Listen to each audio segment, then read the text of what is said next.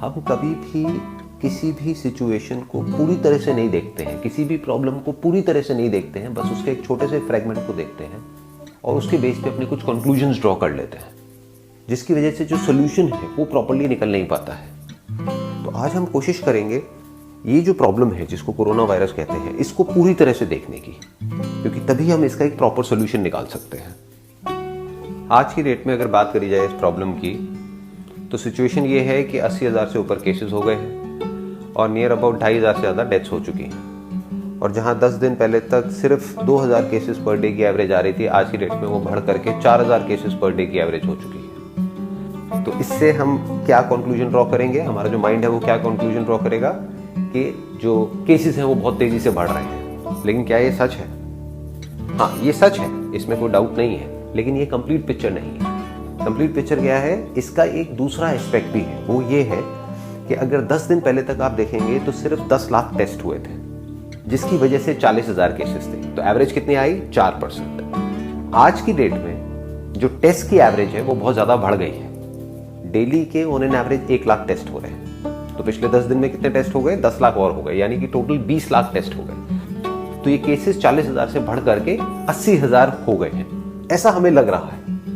Actually cases नहीं बढ़े हैं, टेस्ट बढ़ गए हैं। यानी कि अगर टेस्ट को और बढ़ा दिया जाए तो हमें लगेगा कि केसेस और बढ़ गए हैं, और अगर टेस्ट को कम कर दिया जाए तो केसेस कम हो जाएंगे।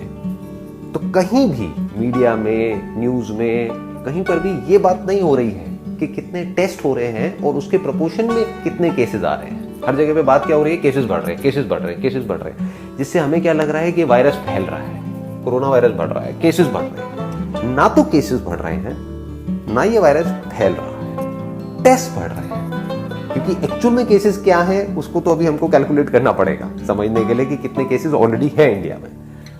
तो एक्चुअल में केसेस नहीं बढ़ रहे हैं, इतने केसेस डिटेक्ट हो रहे हैं क्योंकि टेस्ट बढ़ रहे हैं। तो अब एक बार थोड़ी सी कैलकुलेशन करते हैं कि अभी इस समय एक्चुअल में कितने केसेस हैं इंडिया में। क्या 80,000 है, या उससे कम है, या उससे ज्यादा है? बड़ा सिंपल है, ये परसेंटेज हमारे पास में निकल करके आ रही है, जिसमें कि बिल्कुल क्लियर है कि पहले जब 10 लाख टेस्ट हुए थे तो केसेस थे 40,000, आज 20 लाख टेस्ट हो गए हैं तो केसेस हैं 80,000, यानी कि परसेंटेज कितनी हो गई? 4%। तो बड़ा सिंपल है, जो हमारी कंट्री की पॉपुलेशन है उसको 4% से हम मल्टीप्लाई कर देते हैं, यानी 130 करोड़ इंटू 4%, ये होता है 5 करोड़ 20 लाख, नियर अबाउट समझ लेते हैं 5 करोड़।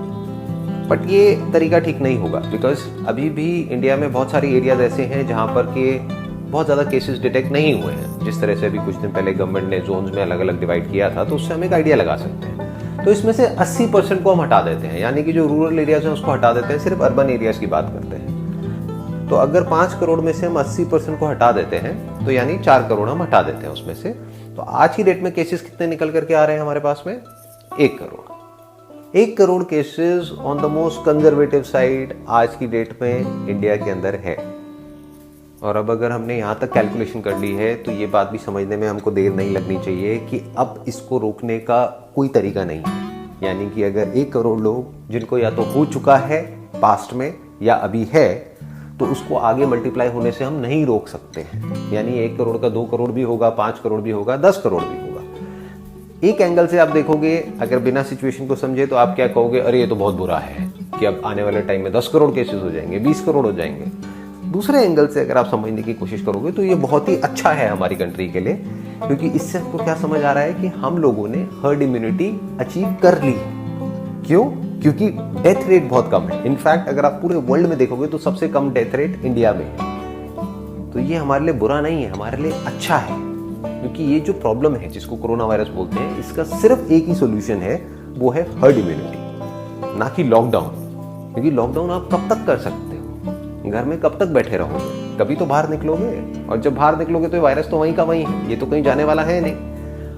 हर्ड इम्यूनिटी का मतलब ये होता है, अगर ज़्यादा से ज़्यादा लोगों को ये वायरस हो जाता है और उनके अंदर एंटीबॉडीज डेवलप हो जाती हैं इस वायरस से लड़ने के लिए, तो इसका जो स्प्रेड है वो बहुत ही स्लो डाउन हो जाता है। Just to give you an idea, अगर ये वायरस नहीं भी होता तब भी हर महीने इंडिया में ऑन एन एवरेज 6 लाख से ज़्यादा डेथ्स होती हैं अलग अलग बीमारियों की वजह से। हाँ, उसमें ट्रिगर कोई और होता है, कोरोना वायरस नहीं होता, कोई और होता है, कोई और इन्फेक्शन होता है जिसकी वजह से कोई और बीमारी ट्रिगर हो जाती है जो ऑलरेडी किसी न किसी के अंदर होती है। और ये हमारे जो स्टैटिस्टिक्स है, जो डेटा है, वो क्लियरली हमको दिखा रहा है कि ये जो डेथ्स हुई हैं, इसमें से ज़्यादातर डेथ्स वो हैं जो 60 साल से ऊपर हैं। और सिर्फ इतना ही नहीं, वो भी लोग वो हैं जिनके अंदर ऑलरेडी कोई ना कोई बीमारियां पहले से थी। तो इसने सिर्फ ट्रिगर करने का काम किया है, इसकी वजह से डेथ नहीं हुई है। और वो ट्रिगर जरूरी नहीं है कोरोना वायरस की वजह से हो, वो नॉर्मल वायरल इन्फेक्शन की वजह से भी ट्रिगर हो सकता है। तो अब सवाल ये उठता है यहाँ पर कि इंडिया में इतना कम डेथ रेट क्यों है, उसके पीछे क्या रीज़न है? उसके पीछे कई रीजंस हैं, लेकिन उसमें सबसे बड़ा रीज़न ये है कि हमारे यहाँ की जो पॉपुलेशन है वो यंग है, यानी कि 90% से ज़्यादा जो पॉपुलेशन है उनकी एज 60 साल से कम है। दूसरा रीज़न क्या है कि हमारी इंडियंस की इम्यूनिटी वैसे ही कंपैरेटिवली स्ट्रांग है वेस्टर्न वर्ल्ड से। जैसे फॉर एग्जांपल बाहर से कोई इंडिया में आता है तो उसको थोड़ा सा भी कुछ खा पी ले तो वो बीमार पड़ जाता है। हम लोग अपना चलते रहते हैं, यहाँ पे हमको कोई दिक्कत नहीं है, क्योंकि यहाँ पे ऑलरेडी जो इन्फेक्शंस हैं और अलग अलग तरह के वायरसेस हैं वो बहुत ज़्यादा हैं। तो हमारी बॉडी ऑलरेडी इम्यून है बहुत तरह के वायरसेस के लिए, बहुत तरह के बैक्टीरियाज के लिए। This could be another reason. लेकिन रीज़न चाहे कोई भी हो, चाहे वो साइंटिफिकली प्रूवन है या नहीं है, जो हमारे नंबर्स हैं वो हमको क्लियरली ये बता रहे हैं कि इंडिया में डेथ रेट सबसे कम है पूरे वर्ल्ड में। इसका मतलब क्या है कि हम हर्ड इम्यूनिटी को बड़े आराम से अचीव कर सकते हैं, प्रैक्टिकली अचीव कर सकते हैं, बिना हमारा जो पूरा का पूरा जो मेडिकल सिस्टम है उसके ऊपर प्रेशर डालें। तो मेरा हम्बल सजेशन ये है गवर्नमेंट ऑफ इंडिया को कि अब आप इस लॉकडाउन वाले माइंडसेट से बाहर निकल करके हर्ड इम्यूनिटी के बारे में सोचिए, क्योंकि वो ही परमानेंट सॉल्यूशन है इस प्रॉब्लम का। Thank you so much for your time.